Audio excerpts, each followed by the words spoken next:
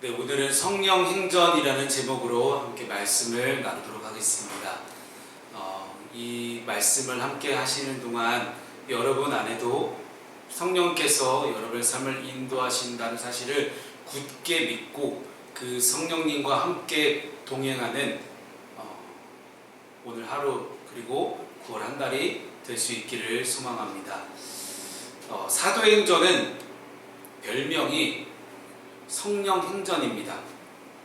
왜냐하면 이제 오늘 본문 사도행전 13장 이후로 이제 주인공이 바울로 바뀌면서 거의 대부분의 내용이 바울이 1차, 2차, 3차 전도 여행을 마치고 마지막 로마까지 가는 여행을 끝으로 순교당하는 내용이 사도행전 가운데 담겨져 있습니다.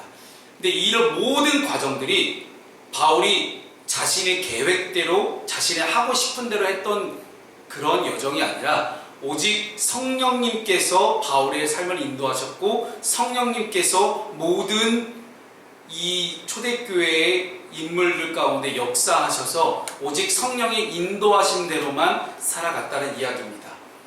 그래서 오늘 말씀을 함께 나누시는 가운데 저와 여러분이 얼마나 성령님의 음성에 민감한 삶을 살고 있는지 나 자신을 돌아볼 수 있기를 바랍니다. 여러분, 날마다 깨워서 기도하는 게 쉽지 않으시죠? 기도라는 것이 꼭 교회를 와야만 기도할 수 있는 것이 아닙니다. 여러분이 있는 그 자리 가운데서 늘 끊임없이 말씀하시는 그 성령님께 한번 귀를 기울여 보십시오. 마음의 소리를 한번 들어보십시오. 그러면 성령님께서는요, 정말 엄청나게 시끄러울 정도로 끊임없이 우리에게 말씀하시는 그런 하나님이라는 것을 우리는 깨닫게 됩니다. 그래서 이 사도행전의 별명이 성령행전입니다. 성령에 따라서 어떻게 복음이 전해지고 그곳에 어떻게 교회가 세워지고 성령님을 통해서 어떻게 그 자리 가운데 놀라운 일이 일어날 수 있었는지 우리가 그것을 함께 살펴볼 수 있기를 소망합니다. 고대 로마 제국은 엄청난 대제국을 이뤘습니다.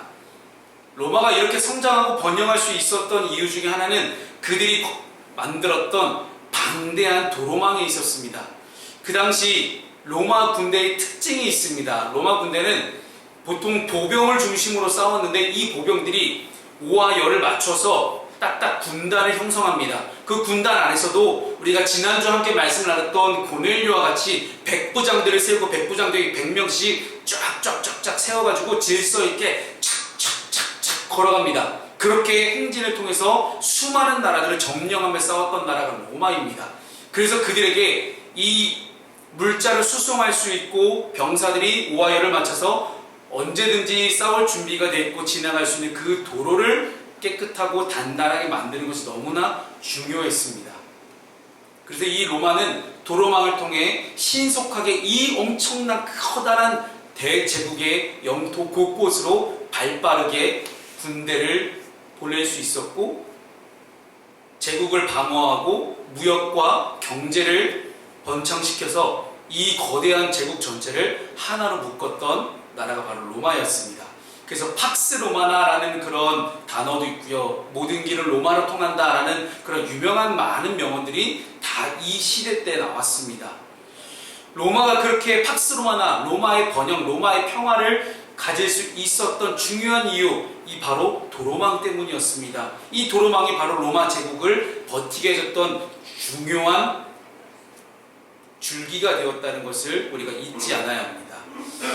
이렇게 도로가 제국의 혈관과도 같은 역할을 해서 로마 전역을 든든하게 지키고 보호했던 것처럼 우리의 신앙생활에서도 가장 기초가 되는 것이 있습니다. 그것은 바로 복음입니다. 모든 길이 로마로 통하듯이 신앙의 모든 것은 오직 복음으로만 설명할 수 있습니다. 아무리 수많은 질문을 해도 결국 그 안에 예수 그리스도가 들어가 있지 않으면 우리는 설명할 수 없는 것이 이 기독교의 신비의 힘입니다. 가장 최근에 CCM 이 찬양에서 지금 부동의 1위를 지키고 있는 노래가 하나 있습니다. 부산에서 활동하는 예라모십이라는 팀이 이제 혼자 걷지 않을 거예요라는 이런 찬양을 만들었는데요. 그 찬양이 왜 1위이고 비기독교인들에게도 불려질까 하는 것을 보았더니 이유가 딱 하나예요. 거기에 예수 그리스도가 들어가 있지 않아요. 예수 그리스도가 들어가 있지 않은 찬양의 가사이니 당연히 비기독교인들에게도 부담 없이 부를 수 있는 그런 노래가 되어버린 것입니다. 한편으로 그렇게 생각이 듭니다. 이 찬양이 이렇게 인기가 있다고 하지만 과연 예수 그리스도가 없는, 그리고 예수 그리스도의 피 흘리심과 우리를 다스리심이 내용이 없는 찬양을 과연 우리는 찬양이라고 할 수 있을까? 그냥 단순히 위로와 평안을 줄 수 있는 노래라면 세상 노래와 별반 다를 게 없지 않을까 하는 그런 생각을 해보기도 합니다. 어찌됐든 중요한 사실은요, 우리 기독교인들은, 그리스도인을 믿는 사람들은요, 모든 것을 다 복음으로 설명할 수 있어야 됩니다. 한 번은 지난주 한 2주 전쯤에 어떤 분들이 이제 찾아오셨어요. 아줌마 두 분인데, 목사님이시네요. 그래서 그렇다고 한번 좀 얘기를 나눌 수 있겠네요. 그래서 처음에 일단 의심부터 들잖아요.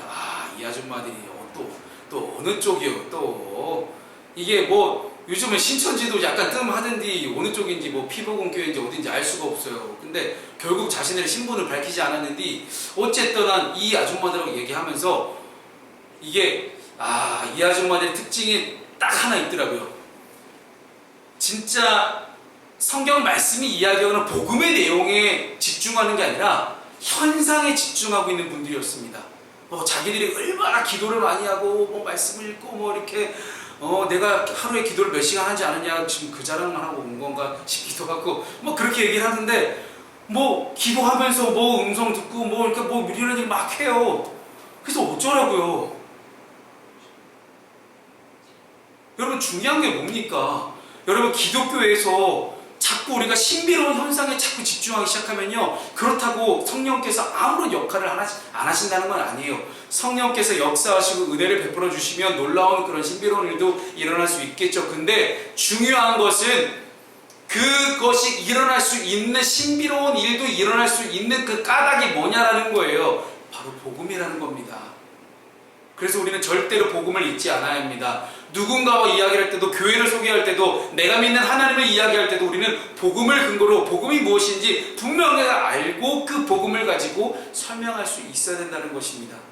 사랑하는 여러분, 오늘 본문의 말씀이 이제 드디어 안디옥 교회가 본격적으로 등장합니다. 사도 바울을 파송한 대단한 교회죠. 그렇게 대단한 안디옥 교회를 통해서 신앙생활이 어떻게 시작될 수 있고, 그리고 교회가 어떻게 구성될 수 있으며, 안디옥 교회를 통해 뻗어나가는 그 선교의 여정이 단순히 우리 인간의 욕심과 인간의 계획으로 되지 않고 성령님의 인도하심으로 가능했다는 사실을 우리가 잊지 않았으면 좋겠습니다. 성령 충만으로 시작되었던 이 복음의 시작이 어떻게 교회를 세우고 어떻게 교회를 이끌어가는지 그 과정을 함께 보면서 우리 오늘 예배하는 저와 여러분 가운데 우리 한 사람 한 사람이 다 복음으로, 성령으로 무장될 수 있는 그런 우리 모두가 될 수 있기를 주님의 이름으로 축복합니다. 첫 번째는 복음으로 하나 된 공동체입니다. 우리 1절 말씀 사람 이름이 많이 나오는데요, 함께 읽습니다. 시작. 안디옥 교회에 선지자들과 교사들이 있으니 곧 바나바와 니게르라 하는 시므온과 구레네 사람 구리오와 분봉왕 헤롯의 젖동생 마나엘과 및 사울이라. 아멘. 오늘 본문은 1절에서 먼저 안디옥 교회에 나오는 5명의 지도자를 소개합니다. 그들은 각기 다른 배경을 가지고 있었습니다. 먼저 바나바를 보겠습니다. 바나바는 구브로 출신의 유대인입니다. 구브로는 지금의 키프로스라는 섬이에요. 나중에 이제 바울이 복음을 전하러 가는 선교 여행 가운데도 있는 섬이긴 한데, 이 키프로스 출신의 유대인, 즉 지리적으로는 이방 지역의 출신의 사람이지만 종교적으로는 유대교회에 속한 인물로서 사실 이방과 유대인을 사이를 연결해 줄 수 있는 그러한 다리 역할을 할 수 있는 사람이었습니다. 또한 사도행전에서 역사상 처음으로 자신의 재산을 다 팔아서 교회에 드린 사람으로 등장하고요. 위로의 아들이라는 별명을 가지고 있으면서 이 바나바는 사울을, 그렇게 예수 그리스도를 믿는 사람들을 핍박하던 사울을 안디옥 교회에 추천하고 청구했던 그런 사람이 바로 이 바나바라는 사람이었습니다. 그런데 이 바나바까지는 그렇다 쳐요.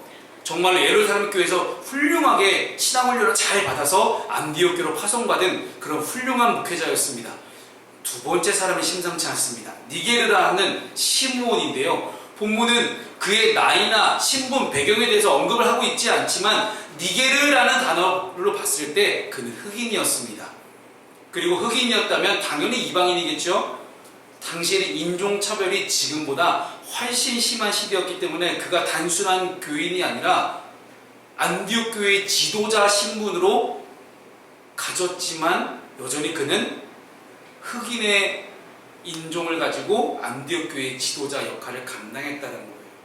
이게 참 대단합니다. 쉽지 않은 거였는데 그 당시 사회 통념상 이게 가능했다는 것이고, 세 번째 인물은요, 구레네 사람 루기오라는 사람이 등장하는데 그에 대해서 별로 알려진 바가 없어요. 다른 문서에도 별로 나오는 사람이 아닙니다만은 그냥 알려진 것 자체로만 본다면 북아프리카 리비아 출신의 그냥 굉장히 좀 이렇게 많이 드러나지 않는 그런 안디옥 교회의 지도자였습니다. 어쨌든 그 당시에 안디옥 교회를 든든하게 지탱했으니 여기에 성경 말씀에도 이름이 써있지 않았을까 생각을 하고요. 네 번째 사람이 좀 특이합니다. 뭘 다 특이하긴 한데요. 네.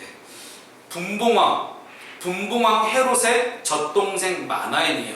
분봉왕이라는 것은요, 그 당시 이스라엘 지역이 로마 식민지로 바뀌면서 처음에 예수님 태어났을 때 그 당시에는 헤롯 대왕이에요. 좀 헤롯이라는 이름이 여전히 겹치는 게 있어서 헤롯 대왕이 다스리던 시대가 예수님 태어날 당시고, 예수님이 활동하시고 난 다음에 이제 나중에 하늘을 승천하시고 나서 헤롯 대왕이 죽고 난 이 이스라엘 유대의 나라를 로마가 헤롯 대왕 한 명 놓고 이렇게 놔뒀더니 얘네가 자꾸 반란을 일으키는구나, 안 되겠다, 얘네 다 찢어 해갖고 유대 나라를 총 4개 나라로 나눠요. 근데 4개의 지역으로 나누고 그 각각의 지역들을 한 명 한 명씩 다스리게 했는데 그 한 예루살렘 지역을 다스리던 사람이 빌라도 총독이었던 거예요. 거기는 로마의 말 그대로 직영점인 거죠. 직영점 개념으로 빌라도 총독이 와서 유대 예루살렘 중심을 다스린 거고, 나머지 지역들을 이제 갈릴리 지역의 분봉왕이 바로 헤롯이었습니다. 그가 세례 요한을 죽인 사람이었죠. 근데 이 갈릴리 지역의 분봉왕이었던 헤롯의 젖동생, 즉 배다른 동생이라는 거예요. 배다른 동생 마네안이라는 사람이 나오는데, 어찌됐든 굳이 성경이 헤롯 왕을 언급하는 것으로 보았을 때 이 사람의 신분이 굉장히 높았다는 것을 알게 됩니다. 그리고 로마에 붙어서 유대인들을 핍박하는 그런 높은 지위를 가지고 있었던 사람이에요. 근데 당연히 유대인들에게는 저주의 대상 혹은 분노의 대상일 수도 있어요. 근데 이런 사람이 안디옥 교회의 지도자라는 겁니다. 참 희한한 사람입니다. 그리고 결정적으로 마지막 사람, 이 바울이 문제입니다. 그의 과거나 아시잖아요. 비방자요, 박해자요, 폭행자였다고 스스로 소개를 합니다.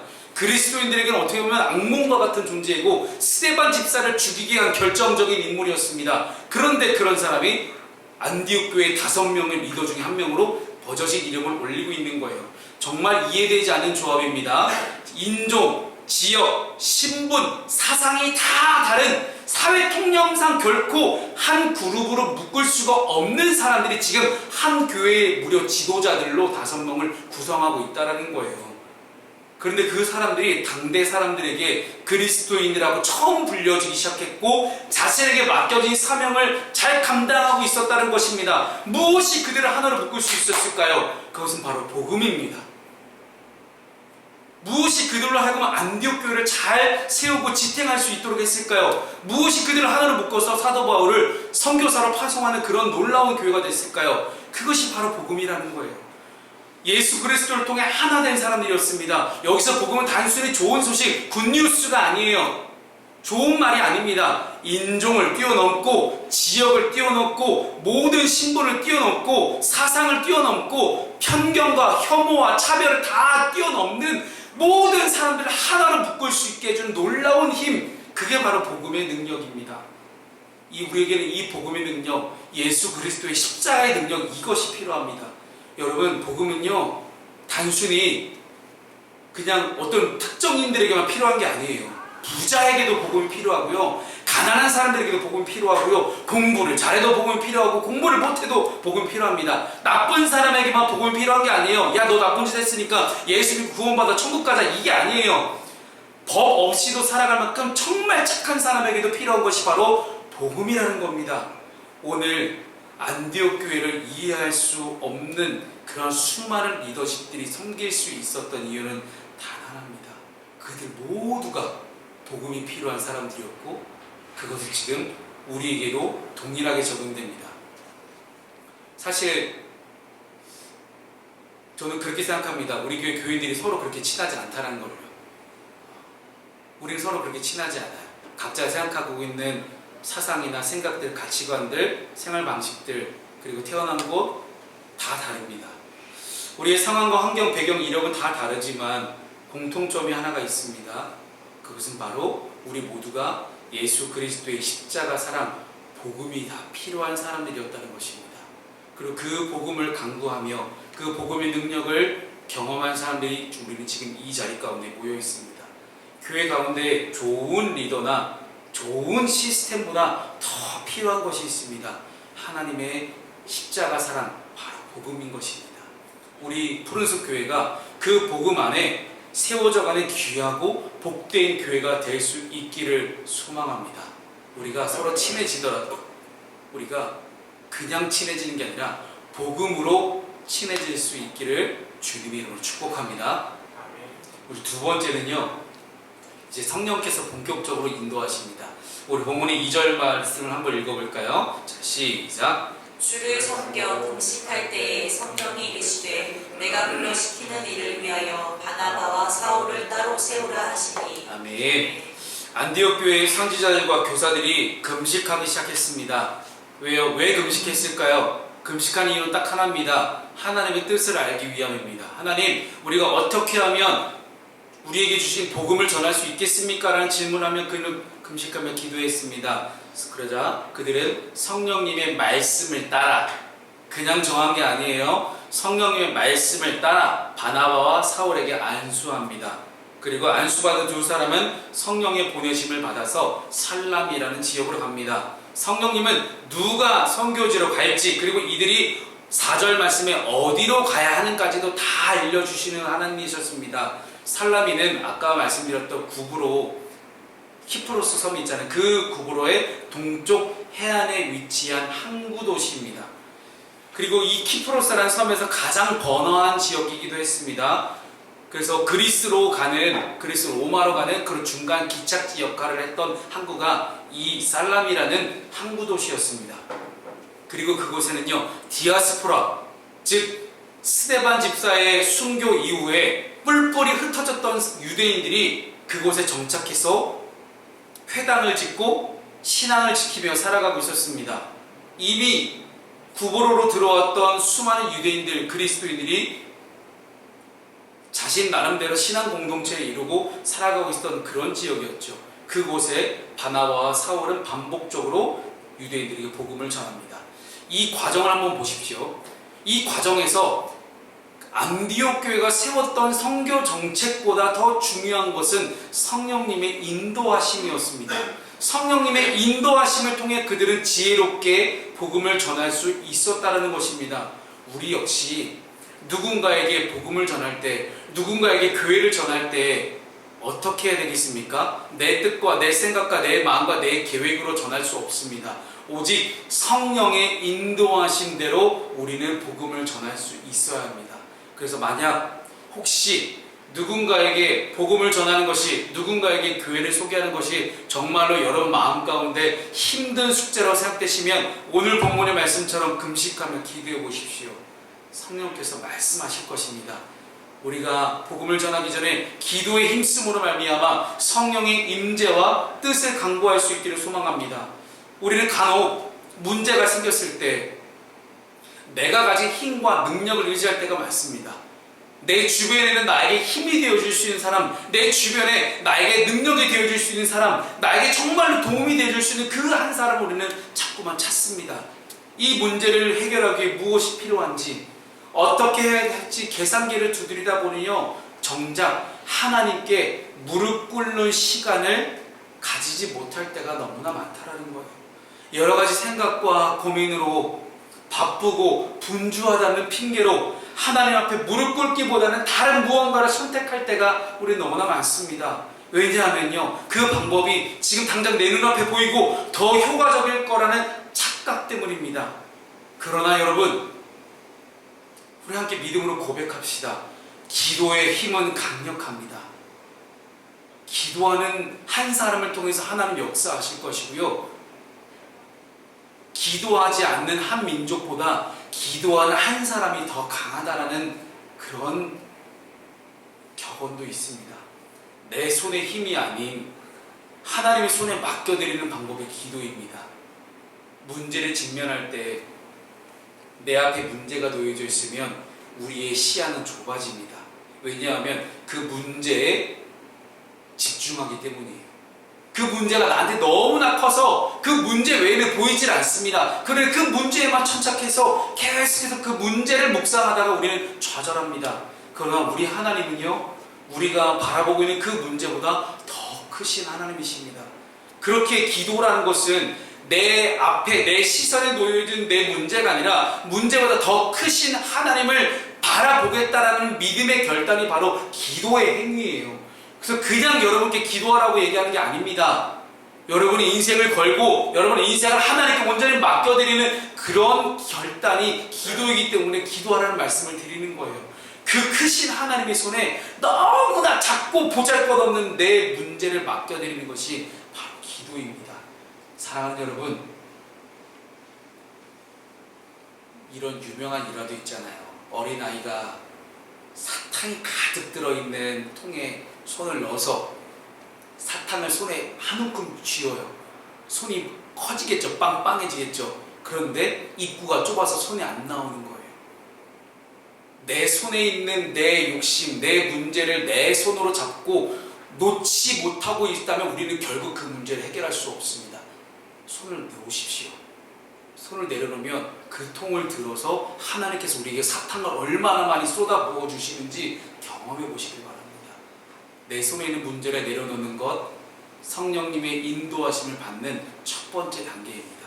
그렇게 성령님의 인도하심을 받은 이 공동체가 첫 번째로 어떠한 역사가 어떠한 일들이 일어난지 이후의 내용을 함께 보도록 하겠습니다. 세 번째, 진리를 수호하는 공동체입니다. 교회는 다양한 배경을 가지고 있는 사람들을 하나로 모으고 예수 그리스도만을 바라보도록 묶을 뿐만 아니라 복음을 지키고 진리를 수호하는 공동체가 바로 교회였습니다.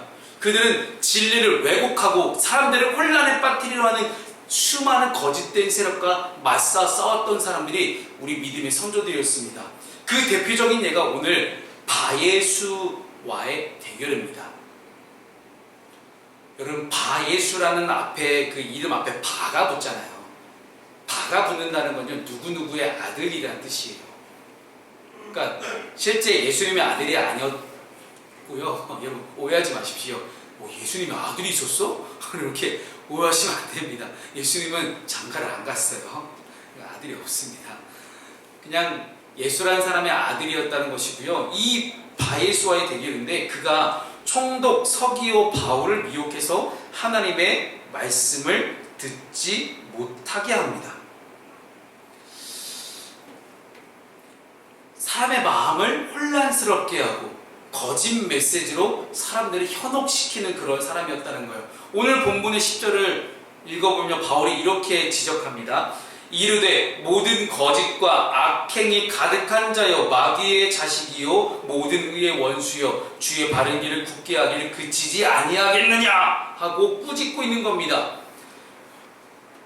이 엘루마라는 이 마술사, 어떤 막 신비로운 현상을 막 일으키면서 이거를 가지고 그 당시 총독이었던 서기오 바울을 현혹시키고 있었다는 것이죠.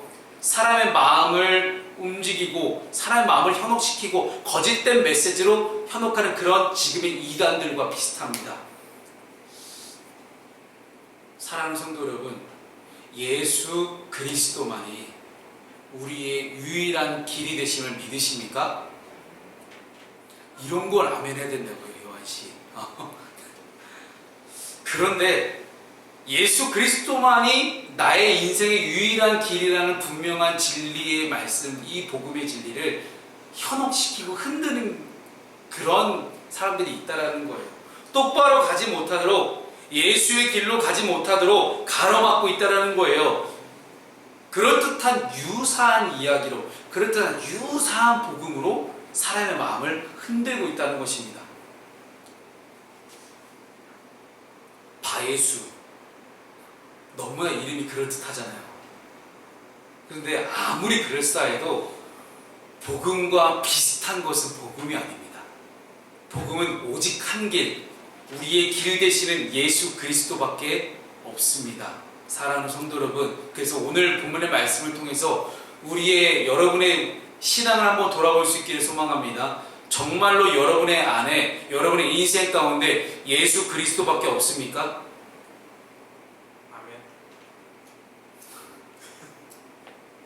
마귀는 우리를 계속해서 시험합니다.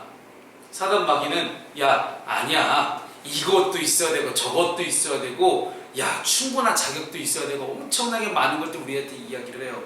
그때 우리는 이 사실을 꼭 기억할 수 있기를 바랍니다. 예수 그리스도 한 분이면 충분합니다. 복음 하나면 충분합니다. 그 사실이 우리의 마음 깊숙한 곳에 자리를 잡아서 우리가 다른 길에 한눈 팔지 않고 오직 복음의 한 길에 우리 집중할 수 있기를 소망합니다. 복음 플러스 알파는 다른 복음입니다. 복음에 그 어떤 것도 더해질 수가 없습니다. 복음에 다른 것이 섞이면 그것은 복음이 아니게 됩니다.